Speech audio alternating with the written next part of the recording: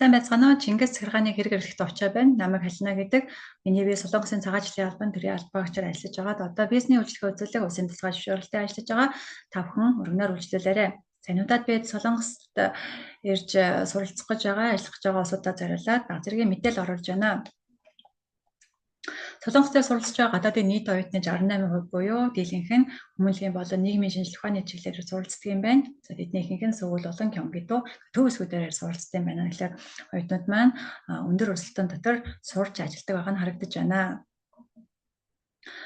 За цагаан албаны статистикийн мэдээгээр олон улсын нийт оюутан 276,094-өөс бакалавр болон хэлний бэлтгэл төлхөөр суралцдаг юм байна. Түүний дараа магистр, доктор мэргэжлийн ихтэй сургуульд ир суралцдаг юм байна. Улс орнуудын хувьд аваад үзэхэд эсдийн оюутнууд хамгийн их ир суралцдаг юм байна. Түүний дараагаар Вьетнам, за 3 дугаарт Монгол оюутнууд ордог юм байна. За Монгол оюутнуудын 3.1 буюу 5978 оюутан хэлний бэлтгэлээр сурж байгаа юм байна. За хэрвээ ихэл сурангаа ажиллах зорилгоор ирж байгаа тохиолдолд эрсдэл бол маш өндөр байгаа. Эхний 6 сард ажиллах зөвшөөрлөг байдаг. За солонгос хэлгүүгээр ажлын байр олоход бол нэлээд төвөгтэй байдаг. За сургууль зурчилгаа компанид болон эцэг эхүүд маань хүүхдүүдэд визэн гаргуулад ингээд хайчдаг байгаа. Тэгэхээр солонгос хэлгүй дээрэс нь мэдээлэл багтай энэ оюутнууд маань ирээд одоо сургуулаа дундаас нь хаяад хууль бусаар орсон суугч болж байгаа юм оюутнуудын тоол маш их байдаг. За 24 оны байдлаар 1075 оюутан, 25 оны 4 сарын байдлаар 788 оюутан хэлний бэлтгэл дээрээ хууль бусаар орсон суугч болж байгаа юм байна. Солонгос сурагчдын дундад зардлыг аваад үзье. Энэ бол дундад зардал өмнөөс хямдхан ч яж болно, өндөр ч яж болно шүү.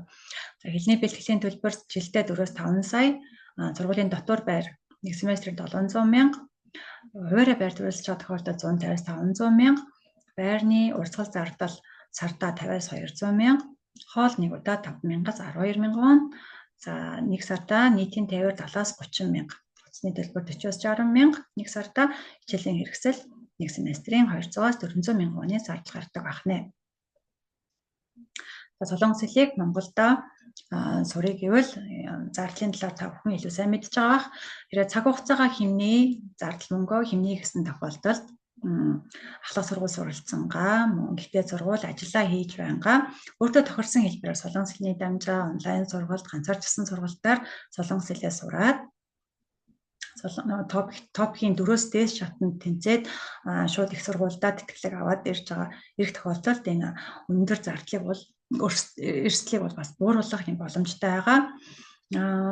Та бүхэндээ зориулаад одоо манай компаниас солонгос хэлний сургалтыг онлайнаар YouTube чанаар дамжуулаад системтэйгээр эхнээс нь ахуулаад заах гэж байгаа. Тэгэхээр та бүхэн өргөнөөр энийг үзэж сонирхоорой. За мөн манай компани топикт оюутнуудыг бэлтгэдэг байгаа. Та бүхэн жишээ болгоод хэлэхэд өдрийн 10 цагаас дээш одоо унтах цаг, хоол идэх цагаас бусад цагуудад солонгос хэлээр сураад 6 сар сурсан оюутнууд бол топик 4-өөс дээш оног бол аваад ирж байгаа. Тэгэхээр зэрэг одоо хэрвээ 5 цаг өдрийн 5 цаг сурч байгаа тохиолдолд жил гаруй хугацаанд та бүхэн солонгос хэлийг сурах шаардлагатай байх нэ. За өмнө дээр үндэслээд өөрсдийнхөө одоо сурах цагийг төлөвлөөд ингээд шалгалтандаа тэмцээд шууд ихтэй сургуультаа ирэхийг зөвлөж байна. За докторыг аваад үзье. Хэрвээ доктороо хамгаалчаад дотоодын аль нэг компанитай тухайн мэргэжлээрээ гэрээ хийгээд ажиллаж байгаа тохиолдолд F5 буюу байнгын оршин суугын визийг авахд бол хялбар байдаг. Гэхдээ докторыг хамгаалахад одоо хойж одоо бакалавр, магистр суралцаад ингээд 10 жил зарцуулагдах байгаа.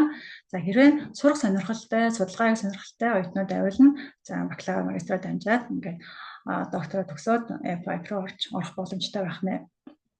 Хэрвээ одоо ажиллангаа F5 төрөх боломж байгаа юу? Сүүлийн үед бас ийм зам нэгдсэн байгаа. Жишээлбэл ES буюу гэрээд ажилтнаар ирээд урд нь бол 3 жил ажиллаад жил 10-аар сунгаад ингээд буцдаг байсан бол одоо ES-оор 2-оос 3-4 жил ажиллаад E7 визээр мэргэжлийн ажиллах хүчин ажлын визээр солиод За энэ мөн E7-оос 3-аас 5 жил ажиллаж F2 болоод F2-оос мөн 3-аас 5 жил ажиллаж F5 авах ийм боломж нэгдсэн байгаа. За сүүлийн үед энэ E9-оор 2 жил ажиллаад хүн ам цөөрөлттэй ийм бүс нутагт E7 4R гэдэг визээр солиод түүрээ ингээд өрчлөлтөд ажиллаад авах боломж гарсан байгаа. За энэ бидний давуу тал нь бол гэр бүлээ үр хөвгтэй урьж авчрах боломжтой байгаа. За мөн гэр бүл нь одоо хамтдаа ажиллах хүүхдүүд нь улсын сургуульд хамрагдах ийм боломжтой байгаа.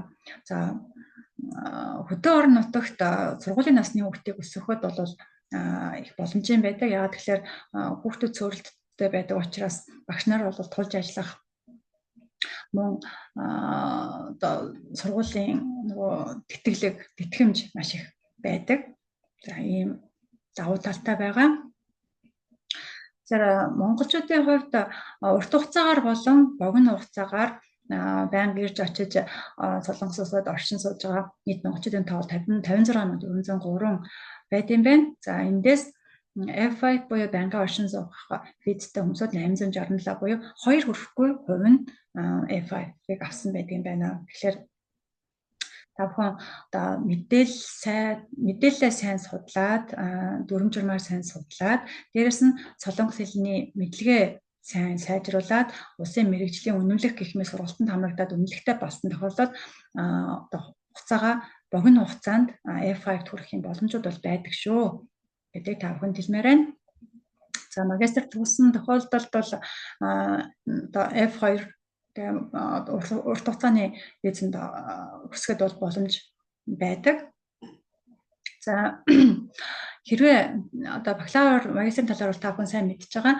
За энэ D2-1 буюу мэргэжлийн ихтэй сургуулийн талаар би та бүхэнд товч танилцуулга өгье.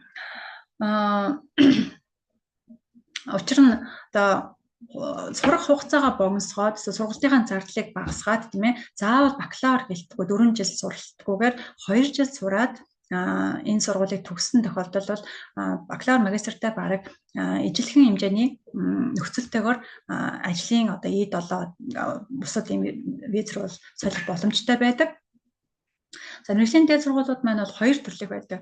За эхнийх нь бол суурь ажилтнууд бол компаниудад гадаадын ажилтан бэлтгэх гэрээтэй улсын 7 сургууль байдаг. За энэ 7 сургууль оройн цагаар ч гэсэн суралцах боломжтой байдаг. Тэгэхээр өдрийн цагаар одоо цагийн ажил хийгээд оройн цагаар сургуульдаа сураад 2 жил сурсны дараа E7-ыг буюу мэргэжилтний визээр шууд үйлдвэртэй гараад ажиллах юм боломжтой байдаг байгаа. За нөгөө талаараас инженерийн чиглэлүүдээр одоо бүх төрлийн мэргэжлэр сурах юм боломжтой байдаг. Жишээлбэл автомашины инженер, тийм ээ, барилгын инженер, хүмүүсийн чиглэл, тогооч, одоо дрон гэх мэтчлэн сүүлийн үед дроны анги бол бас их нэлээд эрэлт хэрэгцээтэй байгаа. Дроны одоо ажил бол маш их эрэлттэй байгаа. Тэгэхээр одоо би богино хугацаанд суралцаад одоо ажил дээр хурдан гарах сонирхолтой ийм хүмүүс бол заавалчгүй 4 жилийн бакалавр бус 2 жилийн их сургууль дээрээ суралцвал илүү боломжтой болов гэж бодож байна. За түүнээс гадна зарим орон нутгуудаас гадаадын оюутнуудын 55 нас хүртэлх эцэг эхүүдийг улирлын чанартай газар тариалангийн ажил эрхлэхийг зөвшөөрдөг. Хэрвээ та суралцах хугацаанд эцэг эхээ урьж ажилуулах сонирхолтой байгаа бол за энэ Камондогийн Вонжу хот байна, тэгээ Кёнгсон бөгдөө, Чонномын Наажи хот байна, Чорло бөгдөөгийн Намуан хот байна, Чунчон бөгдөөгийн Ёнгдон аймаг байна. За энэ орон нутгийн талаар мэдээлэл авч агаад энэ орон нутгуудад байдаг их сургуульд хэрэг орж суралцах юм бол энэ орон нутгуудад өргөдлөө гаргаад эцэг эхээ ураад суралцах хугацаанд эцэг эхээ ажилуулах юм боломжтой байгаа. 5-аас 8 сарын виз гардаг байгаа. Хэрэг нэг удаа ирээд ажилласан тохиолдолд байнга дахин буцаж ирж ажиллах юм боломж нэгддэг байгаа шүү. За мөн сүүлийн үед бүс нутаг тус бүрээр өөрийнхөө онцлог тохируулад оюутнуудад бол янз бүрийн хөнгөлт үзүүлэх юм бодлогоодыг орон нутгаас гаргаж байгаа. Жишээлбэл энэ Сөүл, Бусан, Инчон гэдэг гол хотууд байна те.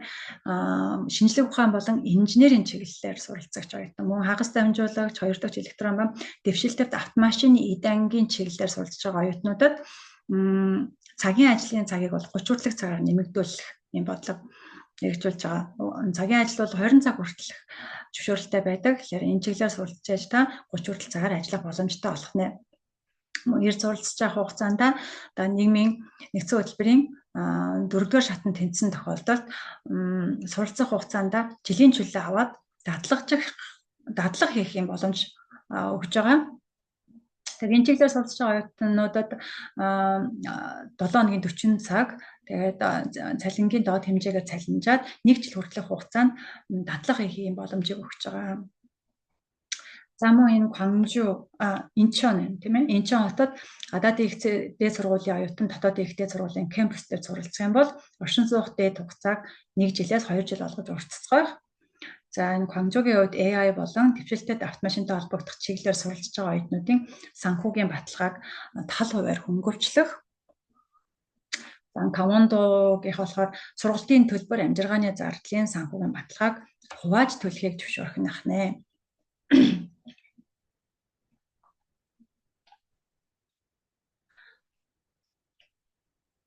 За мөн Чомбугийн хувьд бол бүс нутгийн аж үйлдвэрийн суурь салбарт гадаадын мэрэгжилтэн бэлтгэх гэрээтэй мэрэгжлийн ихтэй суралцах оюутнуудын санхүүгийн шаардлагыг талбар хөнгөвчлөх нэ. Өөрөөр хэлбэл түрүүний хэлсэнчлэн 2 жилийн сургалттай мэрэгжлийн ихтэй сургуульд орох суралцах байгаа оюутнуудын санхүүгийн баталгааг бол талбар хөнгөвчлөх нь байна.